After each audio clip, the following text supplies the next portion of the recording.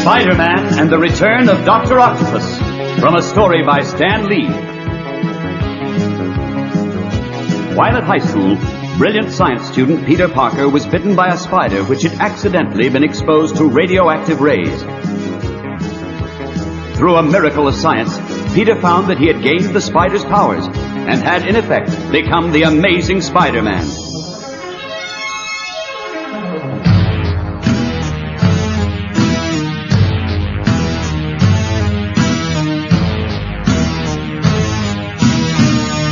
Peter, while still a student, freelances as a photographer for the Daily Bugle, published by the irascible J. Jonah Jameson.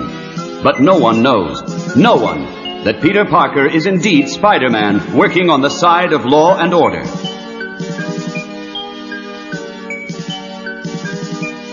But our world-famous superhero doesn't spend all his time fighting deadly menaces. There are times when he sits at home watching the television, mulling over the past and pondering the future. Especially at times like this, he can't stop thinking about his favorite lady, Betty Brant. Our story starts on a night such as that. If only I knew why Betty left town so suddenly. Anyway, what do I care about her? Hey, who am I kidding? Of course I care. I never stopped caring, and... We interrupt our program for a news flash. Having served his full term, the notorious Dr. Octopus is to be released from prison today. Great! Just what I need. Despite objections from many quarters, the authorities state that because of good behavior, his prison sentence has been reduced. He has now served his time, and the law decrees he should be given his freedom. That's enough. With the news of his former foe's release, Spidey's mind flashes back in memory of how the doctor, a world-famous scientist in the field of radiation, had developed a set of powerful mechanical tentacles to help his work. How a laboratory explosion had welded them to his body so that he could control them mentally, and how he had then embarked on a crazy life of crime. How only by catching Dr. Octopus off guard by temporarily blinding him with web fluid had he, Spider-Man, finally defeated him and had him sent to prison. It had been one of the most dangerous battles of his career. I guess they're right. A man can't be kept in jail longer than his sentence. Everyone deserves a second chance. But just the same, I think I'll cook up something to help keep tabs on Doc Ock, just in case. And Spider-Man gets to work on a peculiar little device. It looks like a detailed model of a live spider, except for the transistor circuits he installs inside. Now, no matter where it is, it will send back coded messages to me, which I can pick up with my spider sense. Only problem, how do I attach it to Dr. Octopus? I have a hunch there's a way, though. And immediately, Spidey web-slings his way across the town to where the doctor is leaving prison. He's just in time to hide and watch the release. A car picking him up. Looks like a girl driving. I am here just as promised in my letter, Dr. Octopus. I'll drive you to your destination. It looks like... It is! It's Betty! What's her connection with Dr. Octopus? She's driving off so fast I can't follow. So this is where my spider tracer comes in. It's not too hard to throw something at a speeding car and hit it when you've got the help of spider-powered muscles. Bullseye! I hit the roof. And that adhesive I coated it with will keep it stuck there as long as I'll need it. I noticed something fall out of the car door when he opened it. Here it is. A map of Philadelphia. And the car had Pennsylvanian plates. That must be their destination. I can hardly believe it, though. Why Betty Brant at the wheel? And so, unaware of the strange object on top of the car, Betty Brant drives off into the night with her sinister passenger as our little cast of characters come closer to their date with destiny. Now our scene changes to Philadelphia, city of brotherly love, where we find an attorney visiting his client in jail. That client is the notorious Blackie Gaxton. Well, Brant, did your sister do as I told her? I hope so, Mr. Attorney Brandt. For your sake. Don't worry, Blackie. She's probably driving Dr. Octopus right now. Betty wouldn't let me down. She better not, Brandt. That gambling bet you owe me is already overdue. And you know what my boys do to Welshers, don't you, Brandt? I know, Blackie. I've been your lawyer too long not to know. I'll cancel your debt as soon as Dr. Octopus brings me from this jail. No sooner. Now get lost. Oh, sure, Blackie. I'll go get it. Who would have guessed that Bennett Brandt, top man in his law school class, would finish up a spineless stooge for the most ruthless mobster in the area, all because he wanted easy money. Now it is the hardest money anybody could earn. He has even involved his own sister. Finally, the feeble gangland mouthpiece goes back to his own apartment. Keep away from me, Dr. Octopus. I brought you here as promised, but now I want to go. So, I'm not good enough for you to talk to, eh? You haven't said a word since we left New York. Say, what's going on? Oh, Betty, I see you've brought Dr. Octopus. Keep him away from me, Bennett, please. A lot of good he'll do. I've heard of you, Brandt. A weakling lawyer who can't make a move without Blackie Gaxton's permission. Now, follow me into the other room, Brandt. We've got business to talk over. Oh, Bennett, now I've brought him here as I promised. Can't you go? Can't you leave? Make a fresh start somewhere, please. Not yet, Betty. Not till Dr. Octopus helps Blackie break out of jail. But I promise you, if I ever get free of Blackie, I will pay you back for all you've done for me. I'll make you proud of me. But what about the jailbreak? If you stay, you'll be an accessory. You'll never be able to go straight again. I just can't run now. I haven't the courage. Oh, if only I hadn't got you mixed up in all this. Brandt, come here, now. Yes, Dr. Octopus, coming, sir. Left alone in the gloomy room, Betty Brandt weeps quietly as she recalls how she has given her brother all the money she possesses, but it's still not enough. Of how she has run from New York and Peter Parker because she doesn't want Peter to know about her weak brother. But little does Betty suspect that back in New York, Peter Parker is planning to find her to learn her secret. Aunt May? Yes, Peter? I'm thinking of taking a little trip this weekend to Philadelphia to see the historic sites there. That's nice, Peter. It'll do you good. I'm afraid that I won't be able to go with you, dear. Take care of yourself. You're such a fragile boy. I will, Aunt May. I promise. And just as well for Aunt May. She might have found it kind of tough keeping up with Spider-Man for the weekend. Later, after a jet flight from New York, Spidey is web-slinging his way over the Philadelphia skyline looking for Betty Brandt. After some 20 minutes or so... At last, there's the signal. That means the car with my spider tracer is somewhere nearby. And changing back to his Peter Parker identity so that he can search the neighborhood without attracting attention, he finally finds Betty. Betty! I found you at last! Peter, you've been searching for me? I never dreamt... I couldn't let you just walk out of my life. Oh, Peter, what a fool I was. I should have told you everything right from the start. I need you, Peter. I don't know which way to turn. You see... And Betty tells him about her brother and his involvement with Blackie Gaxton and Dr. Octopus. Spidey listens with interest, longing to tell her that he, Peter Parker, is in fact Spider-Man, and that as Spider-Man, he will keep tabs on the situation. But still preserving his secret identity, he comforts her. Betty, I just learned that Spider-Man is in Philadelphia. I'm sure you won't have to worry about anything while he's around. But sometimes fate has other plans. For on the other side of the town, a strangely tentacled, menacing form is swinging from roof to roof for a sinister mission at a state prison. This task will be child's play for me, Dr. Octopus. As soon as I collect the $100,000 which Blackie Gaxton is paying me to get him free, I'll have enough cash to make myself the king of crime. Now to lower myself down from the roof. Right. This is the cell. You in there, Gaxton? Yeah, well done, Doc. I knew you were the right man for the job. The only one for the job, and don't forget it. Now I'll just snap the iron window bars with my artificial arms. And we're away. Come on, hurry, Capstan. Come on, hurry. Oh, sure, Doc, sure. Don't get sore at me. As soon as we reach my getaway ship in the harbor, you'll get your payoff. Seconds later, the lean, smooth, muscled figure of Spider-Man swings his way to the jail roof.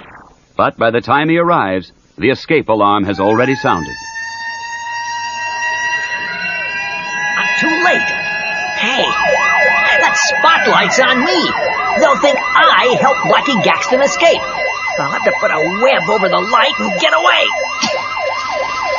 Better get out of here fast before the other spotlights come on. Oh, this just isn't my day. I arrived too late to stop Blackie Gaxton's escape, and because the spotlight caught me, I'll probably get blamed for the whole thing. I just remembered, with Dr. Octopus and Blackie on the loose, I'd better get back to Betty. She might be in danger. But once again, capricious fate has made our friendly neighborhood Spider-Man too late. Before he can reach his goal, other things have been happening. Come on, you two. Move. Blackie wants you both on his getaway ship. But why? We've done what he wanted. Why doesn't he let us go? Bennett, can't you... Betty, I was a fool. I should have known he'd never let us go. Hey, you can say that again, mouthpiece. Come on, move. And Betty and her brother find themselves on a dingy old tramp steamer moored to the dockside. We wait on this old tub until a launch comes to pick us up. Blackie's got it all arranged. Yeah, then we slip to some foreign country nice and safe. Hey, there's Blackie now with that weird old Dr. Octopus. Hi, you guys. Hi, Blackie. I want my $100,000 now, Blackie. Now. Blackie, can't we go now? Shut up, Grant. You can't do this, Blackie. Betty and I have done all you asked. You're free now, so my debt is canceled. You've got to let us go. That'll show you Blackie Gaxton doesn't have to do anything. So shut up, Grant. Oh, no! But, unsuspected by anyone on board, another passenger swings onto the ship. But even Spidey can be careless on occasions, and in his haste, he slips on a coil of rope as he lands. Ow, my ankle. Of all the bonehead things to do, I didn't notice that rope there. What a time for this to happen. I've sprained my ankle. I can't put any weight on it. Well, looks like we got company. On your feet, pal. We're taking you to the boss. We found a stowaway, Blackie. A friend of yours? Spider-Man? What did you bring him down here for? You fools! He's too dangerous. Don't worry about him, Gaxton. I've been waiting for a chance to have my revenge on him. You won't have to worry about Spider-Man, I can promise you that. But there are some other things you can start worrying about, such as the fact that I'm taking over. Now that I know the money is on board the ship, I need you no longer. But Spidey, quick as a lightning flash, throws two web strands onto the ceiling, swings on them to take the weight off his feet, and with his good foot, gets Blackie's two henchmen off balance. Hey, look out! He's busted loose! Get him. First, I'll take care of you hired hands like this. I'll save the best for the last. Here goes. Ouch! Oh, that hurt. Clumsy fools! Sorry, Octopus. I didn't mean to knock them into you. Oops! Well, watch yourself. I wouldn't want you to skin your little knuckles when you fall down the stairs. I hope he stays down there long enough for me to put Blackie's other men out of action. Nice try, friend. But you're not pushing a helpless girl and her brother around now. Hey, what's up, Blackie boy? Oh, you're trying to reach that gun, eh? Well, wait. Let me help you. Even Spider-Man can be stopped by a bullet. Ooh! Betty! Bennett! Stay back! Keep cover until I get his gun away! Those shots are going wild. They might hit Betty. Look out, Betty. Get behind me. No, Bennett! You're in the line of fire! Stay back, I'm all right! Spider-Man! Stop struggling with him! Those shots will hit Bennett! Speak to me, Bennett! He's been shot because he tried to help me! Oh, Bennett! I told him to stay back till I got Blackie's gun. Why didn't he listen? It's better this way. I was no good to anyone. Maybe now you can wash your hands of all this, Betty. It's your fault, Spider-Man. If you hadn't interfered, if you hadn't tried to be a hero, it might not have happened. I hate you. Do you hear? I hate you. You don't know what you're saying.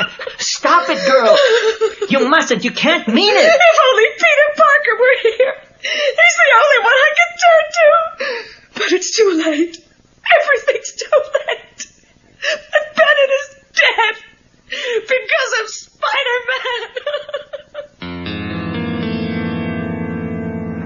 And with heart filled with grief that Betty blames him for the tragedy, and heart filled with a burning rage at those who caused it, a vengeful Spider-Man goes after Blackie Gaxton. I'll get you, Gaxton. There's no place on Earth you can run to now. Blast you, you've ruined everything. But I ain't finished yet. That's it, Gaxton. I've counted the shots. Your gun's empty. Boys, grab him, hold him. Keep him away from me. But oblivious to the pain in his ankle, to the men trying to hold him, to everything save the fury in his heart, Spider-Man picks up the trembling gangster with one hand. There's only one language a killer like you understands, and this is it! With one fell swoop, Spider-Man casts them aside. And in the hold below, a furious Dr. Octopus tosses the remaining mobsters away from him. Out of my way, you weaklings. I have a score to settle with that wall-crawling nuisance up there. This is the finish, Spider-Man. The moment I've waited for since you sent me to jail. And his hideous long tentacles thrash at the elusive Spider-Man, who is web-slinging from stem to stern of the boat. I've got to keep moving. Got to stay out of reach of those powerful arms of his. Why prolong the agony? I'll get you sooner or later. You can't do any more swinging if I grab the line you're swinging on, can you? Just watch me, Doc. I'll give you a little lesson in aero gymnastics. I sure wish I felt as confident as I'm trying to sound. Whoops. Here I go over to this chimney stack. Kid stuff. Using my arms to propel me, I can still move faster than you. Is that so? Why am I always ahead of you then, Big Mouth? But I can't keep swinging forever. Maybe I can get a breather by dropping down to this walkway under the upper deck. Ouch! I forgot about my ankle. Got to keep my weight off it. It hurts worse than ever. There he is! Grab him! Say, I thought I'd got rid of you guys before. Don't you know when you're not wanted? Maybe I can catch Doc Octopus off guard by swinging up to the deck behind him. It's worth a try. Ouch! Oh, so much for that idea. I expected you to try something like that. Now I've got you. Don't bet on it, chum. Just wait till I finish wrapping this little rope fully around you. There. Pretty good knot. What a Boy Scout I'd make. Oh, what a shame. Looks as though you can't keep your balance. Well, have a nice trip. I knew you'd have to let me go in order to use your free arm to balance yourself. As soon as I tear this rope with my free hands, I'll get you, Spider-Man. I'll end your career for good. Yeah, some career, some vocation. No pension plan, not even a salary. Go ahead and end it. Who cares? But he's gaining on me. Maybe some webbing stretched across the hatchway will stop him. You should know better than this, fool. I'll rip through this ineffectual webbing in seconds. Ah, I got you trapped. Not yet, you haven't. Have a whiff of some chemical from the fire extinguisher first. I can't see what's happening. You're lost in your little one-man fog, Doc. Now I've got to find Betty and make sure she's all right. Meantime, on the other side of the ship, Blackie Gaxton's two hoodlums have found the $100,000. Hey, Blackie is knocked out for the count. And between Spider-Man and Doc Octopus, our lives ain't worth a nickel here. I know what you're getting at. We might as well grab at Blackie's $100,000 and get out of here quick. We'll take you for a hostage, lady. No! Let me go! I don't care if you shoot me. I won't go with you! Come on. I got a hunch Spider-Man won't bother us if he thinks you're in danger. Let me go! Let me go! I won't go with you! Naturally you won't, my dear, because you are going with me. Dr. Octopus! Oh, no! No! She's faded. It's just as well. Be able to carry her without her screaming. Here comes the launch to pick up Gaxton. Only they'll pick me up instead. But at that very instant, Spidey arrives. Take your hands off her! Spider-Man! Ah! Dr. Octopus decides to leave Betty behind and entice Spider-Man onto the launch, where he knows he will have less room to maneuver. And in any case, Spidey is having his own problems with his sprained ankle.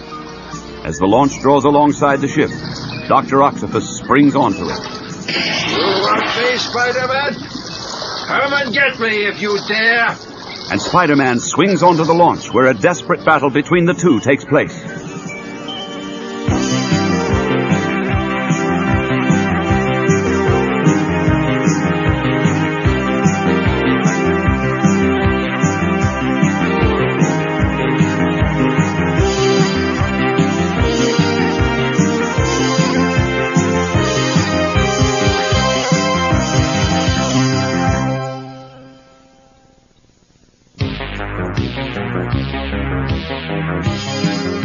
Dr. Octopus's mighty groping tentacles prevent Spider-Man from striking a telling blow, and he inflicts heavy punishment on our hero, who, although fighting back bravely, is beginning to tire.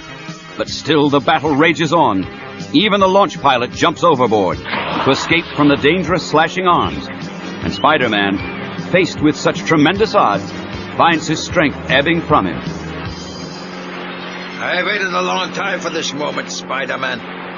I never thought you'd make it so easy for me to get my final revenge. I thought I'd have to search for you. Wait, who's that?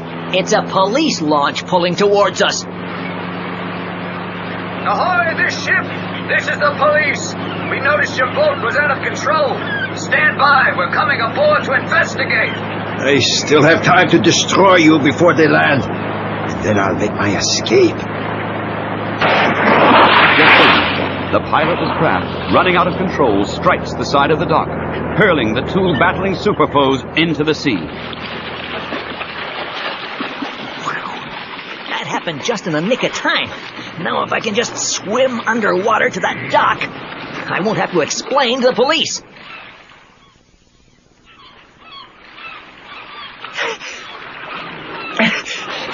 Made it. But it looks as though Doc Octopus got away too. Maybe it's just as well. Next time we meet, I don't want to be held back by a useless ankle. Now I'd better make sure Betty's okay and... Wait! There she is over there now, with the police. And sure enough, Betty Brant, heartbroken at the tragic death of her brother, is being comforted by a senior police officer. Nearby, hands held high in the air in surrender, is Blackie Gaxton with his gang of mobsters. 3 watchful policemen cover them with their guns as they are led away back to the confinement of Philadelphia prison. Don't worry, Miss Brant. Everything's under control, and you're out of danger now. We know you were an innocent pawn in a jailbreak. But my brother... If only he were alive. But it's too late. And, unseen in the shadow of a dockland wharf, Spider-Man sits and contemplates. Well, it's all over now. But I've got to go to Betty. With her brother gone, she's alone in the world. She'll need me more than ever. If I wrap enough webbing tight around my ankle, I may be able to walk without too much of a limp. Change back to Peter Parker. And a little later, in Betty's apartment, Spider-Man, now Peter Parker, is comforting her in her distress. I'm glad the police cleared you, Betty, but I know how you must feel about your brother. Oh, Peter. He was always so weak, so headstrong. He got into bad company while he was in college, but still, I loved him. Poor Bennett. At least he ended like a man. But in my shock, my rage, I blamed Spider-Man for his death. I realize now how wrong it was. It wasn't his fault. He was trying to help us. But still, I never want to see Spider-Man again. I couldn't bear being reminded of Bennett. Do I sound like a fool, Peter? Oh, you could never sound like a fool to me, Betty. Of course I understand. And I'm sure Spider-Man would too if he knew. But there is a surprise waiting for our very friendly neighborhood Spider-Man. The next day, that journal of some truth and some integrity, the Daily Bugle, has banner headlines. Dr. Octopus escapes from Spider-Man. And worse, beside a picture of the web-slinger is an article which reads, "Once again, the mysterious Spider-Man has interfered with police and allowed a dangerous criminal to escape.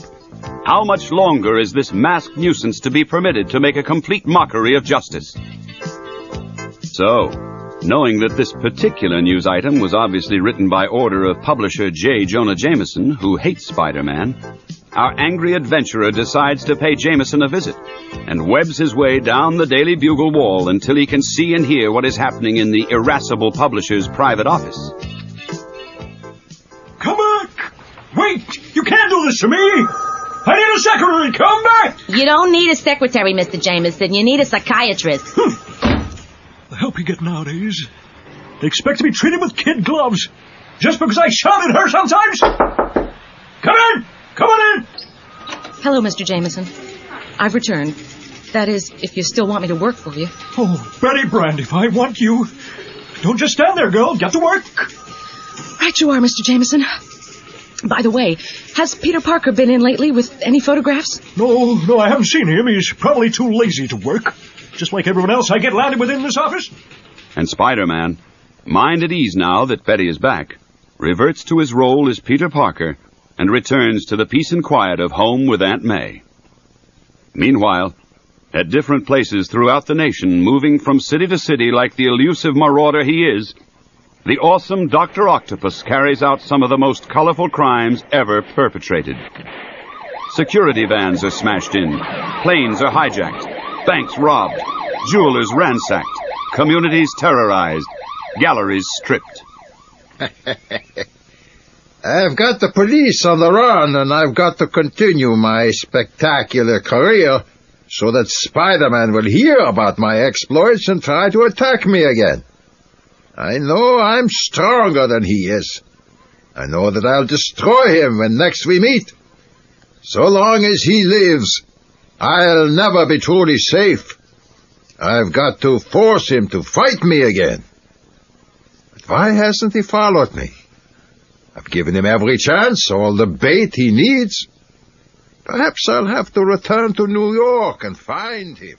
And why hasn't Spider-Man followed the trail of his arch foe around the country? The answer is really very simple when we realize that even superheroes like Spidey have their true life problems. Aunt May, I really do feel awful. My head is aching and I feel lousy. I've noticed how quiet you've been the last couple of days, Peter. You haven't even read the paper or watched television or listened to the radio. I've been worried. I haven't really felt like it. Well, you do feel a little warm, Peter. You should go to bed, my dear. You might be getting a cold. No, I think I'll go into the Daily Bugle office, Aunt May, and see Betty. But I promise I won't overdo it. And what of Betty Brant, busily working in J. Jonah Jameson's office? She receives a mysterious phone call. Yes, this is Betty Brand speaking. Hello? Who's there? Why didn't you answer? He hung up. It sounded like Dr. Oh, no. Oh, no, it's impossible. It can't be. Get back to work, Miss Brand. I don't pay you to daydream and answer prior telephone calls. But at the other end of that telephone... Good. Now that I know she is back working for the Daily Bugle, I'll be able to use her as bait to catch Spider-Man. He risked his life to help her once before, so why not again? Huh?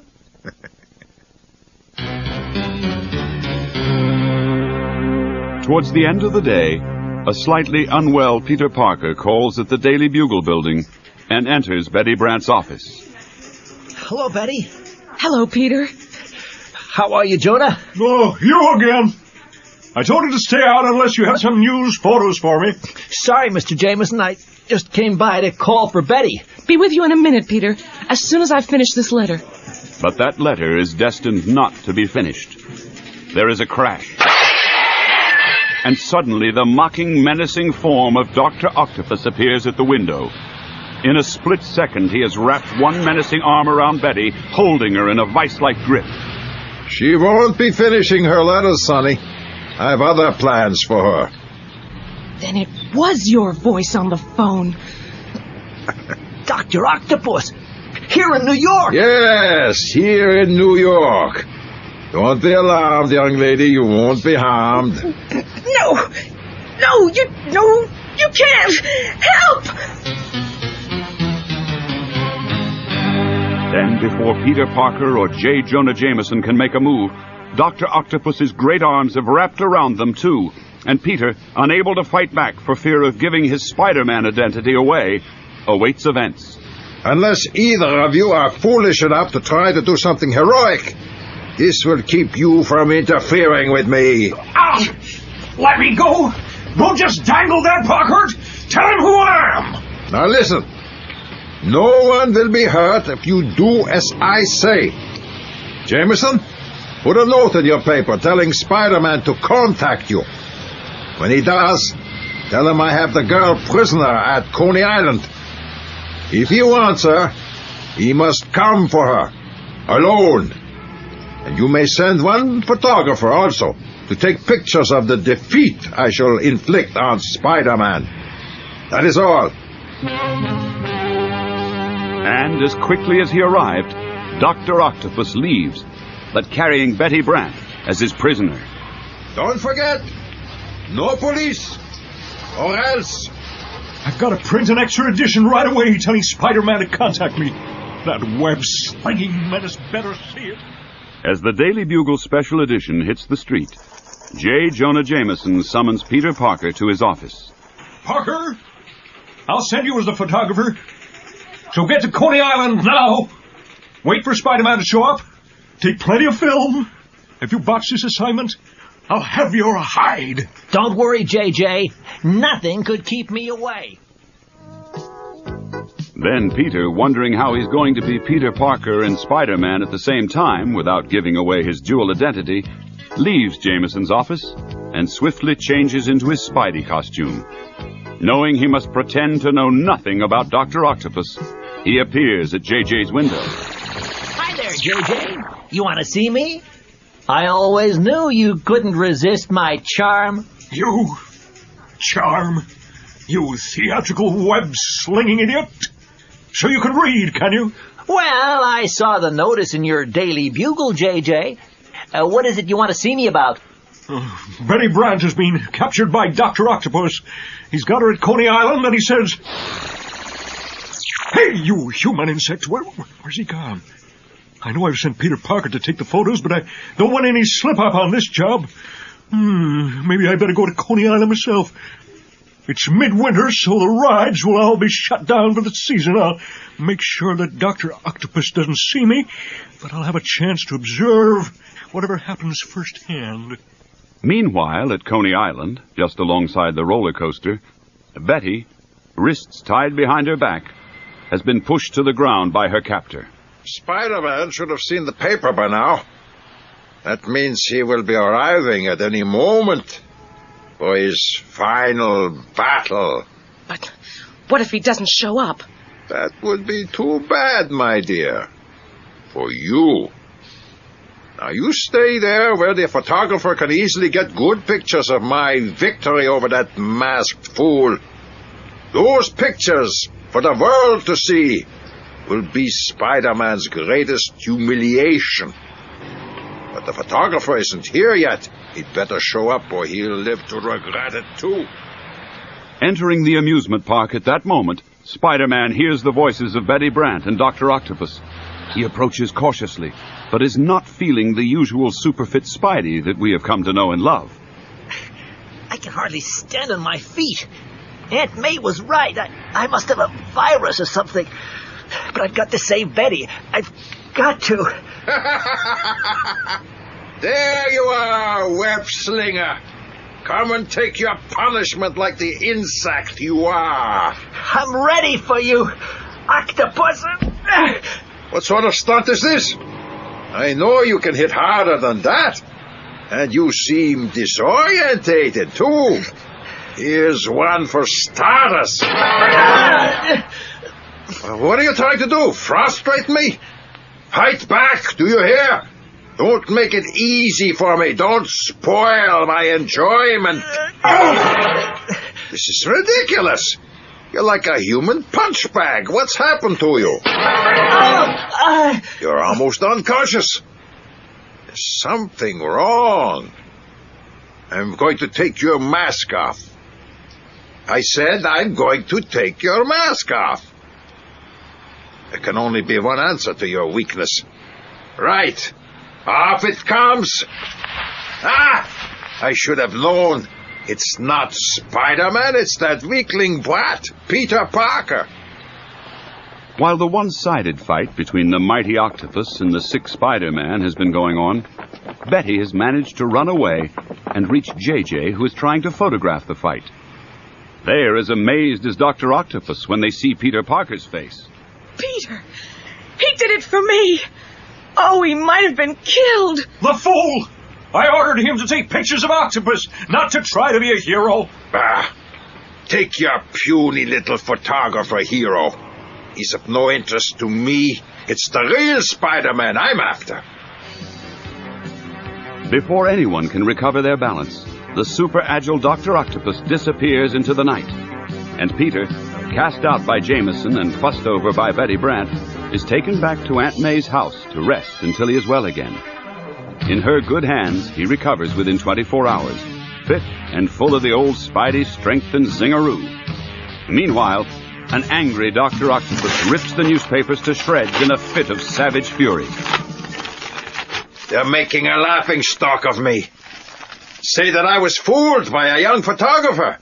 Well, they'll all be laughing on the other side of their faces before I'm through with them. Spider-Man will be able to hide from me no longer. I'll make him come to me if it's the last thing I do. Later, at the outskirts of the city zoo... Run! Oh, my goodness, what's going on?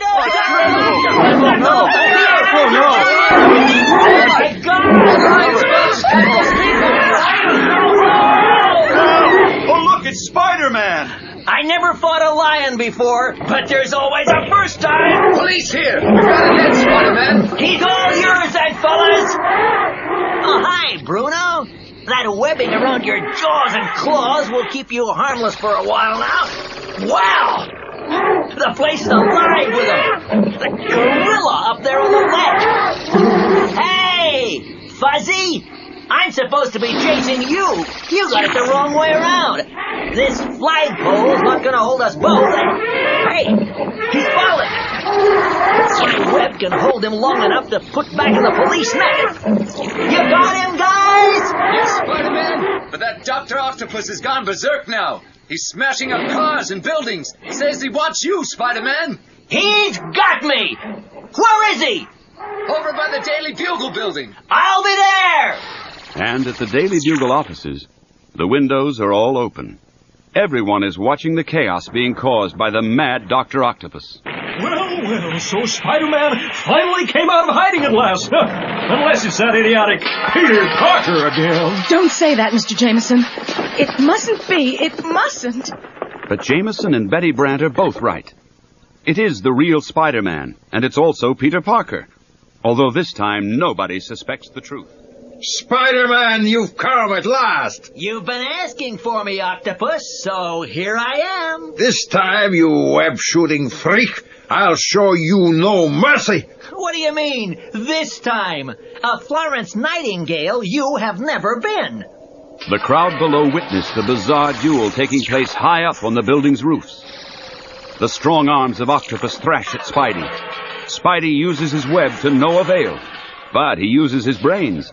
Up the nearby tall chimney stack. And as Dr. Octopus follows, Spidey spins a web, tying him to the chimney. But by pressing against the stack, Octopus causes the webbing to slacken and fall, and so the fantastic chase begins again. The crowd below gasps. Look, Dr. Octopus is trying to push Spider-Man off the edge of that roof. Oh, my God! He's doing it. Spider-Man is He's gonna fall. Wait, he's holding on to They Octopus. got him? He's They're gonna both fall? falling. Oh, no! And in one breathtaking dizzy swing, they crash down onto a swaying scaffold which hurls both combatants through a skylight below, where they land in the midst of a deserted sculptor's studio. We've knocked over the sculptor's cleaning fluid. It's starting a fire, Octopus. That will be the least of your worries. At last I've got you in a place where you can't avoid me. Octopus, you're a fool. We'll both be trapped in here. This building is deserted. It's just you and me. Now only one of us will survive. Are you so filled with hate that you're willing to die rather than stop our battle? I can escape through any window, but you'll be trapped by some falling sculpture. You won't talk your way out of this, Spider-Man. I'm finishing you off now. And then suddenly, unexpectedly, Spider-Man's fateful prediction comes true. The heavy stone statue falls on Dr. Octopus. He can't free himself. What? What's happened? I can't get this off me. This weight. I'm trapped. Hang on, smart guy. I'll get you. Hey, the floor. It's giving way beneath all the weight. It's collapsing. I can't get to him. The flames are leaping too high. It's too hot. I can't get through it. Hey, what's the matter with me? I've been so worried about Dr. Octopus, I forgot about myself. This is no bed of roses for me either. How do I get out of here? My only chance is to use my web. I'll make a fire shield out of it. Here goes.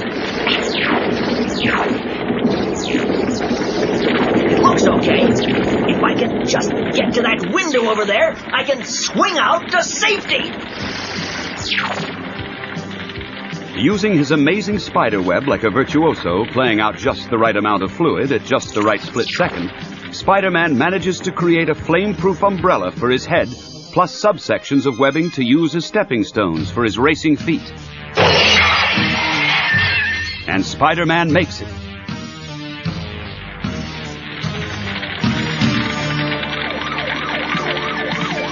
There are the fire engines below. Wonder if they can get to Doc Octopus in time.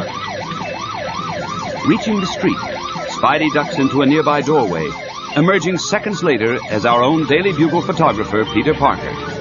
He sees Doc Octopus being brought out by 3 firemen with a couple of policemen in attendance. He looks half dead. He's all yours, officer. We don't want him. We do. We've been itching to get our hands on this character. All right, Dr. Octopus. We've got a nice, cozy cell waiting for you. Spider-Man didn't beat me. It was the fire.